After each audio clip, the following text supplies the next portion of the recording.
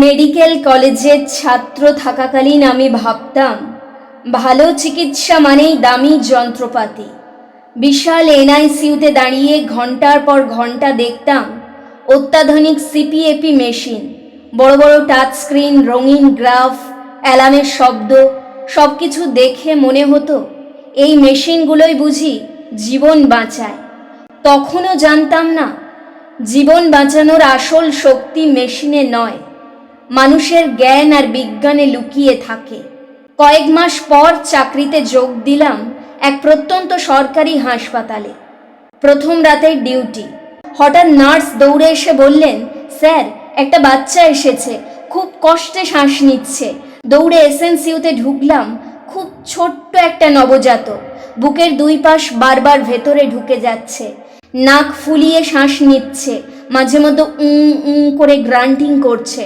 চোখের সামনে বইয়ের পাতায় পড়া সব লক্ষণ যেন জীবন্ত হয়ে উঠল।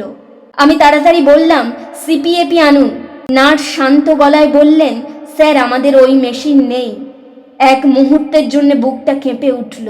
মনে হলো তাহলে এখন কি হবে। ঠিক তখনই সিনিয়র একজন ডাক্তার এসে বললেন, আছে, অবশ্যই আছে, শুধু দেখতে অন্য রকম। তিনি স্টোর রুম থেকে একটা খালি মিনারেল জলের বোতল নিয়ে এলেন। বোতলে নির্দিষ্ট পরিমাণ জল ভরলেন, কিছু প্লাস্টিকের টিউব লাগালেন, অক্সিজেন চালু করলেন। আমি অবাক হয়ে শুধু দেখছিলাম। কয়েক সেকেন্ড পর বোতলের ভেতর থেকে ভেসে এলো পরিচিত অথচ নতুন একটা শব্দ, বুদবুদ, বুদবুদ।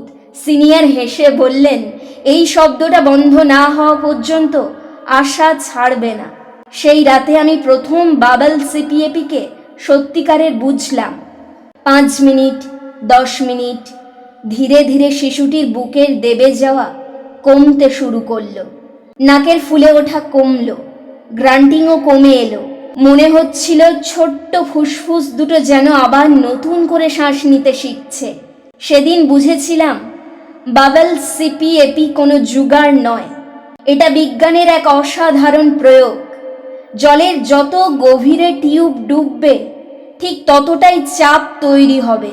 সেই চাপ ফুসফুসের ছোট ছোট বায়ুথলিগুলোকে খোলা রাখবে, যাতে প্রতিটি শ্বাস আরও কার্যকর হয়। এই সামান্য সময়টুকুই অনেক সময় জীবন বদলে দেয়। অ্যান্টিবায়োটিক কাজ করার সময় পায়, অপরিণত ফুসফুস একটু বড় হওয়ার সময় পায়, আর একটা পরিবার তাদের সন্তানকে হারানোর হাত থেকে বাঁচানোর সুযোগ পায়। আজও যখন কোনো প্রান্তিক হাসপাতালের এসএনসিইউতে দাঁড়িয়ে একটা সাধারণ মিনারেল জলের বোতলের ভেতর বুদবুদ উঠতে দেখি, তখন আর সেটাকে বোতল বলে মনে হয় না। আমার কাছে ওটা কোটি টাকার কোনো মেশিনের চেয়েও মূল্যবান। কারণ আমি জানি সেই প্রতিটি বুদবুদ আসলে একটি শিশুর প্রতিটি শ্বাসের সঙ্গে জড়িয়ে আছে। আমরা চিকিৎসকরা অনেক সময় প্রযুক্তির প্রশংসা করি, কিন্তু গ্রাম বাংলার হাসপাতাল আমাকে শিখিয়েছে সবচেয়ে বড় প্রযুক্তি হলো বিজ্ঞানকে বুঝে সীমিত সম্পদ দিয়েও সঠিকভাবে প্রয়োগ করার ক্ষমতা। আর যতক্ষণ সেই বোতলের ভেতর বুদবুদ উঠছে, ততক্ষণ আমি বিশ্বাস করি আশাও বেঁচে আছে।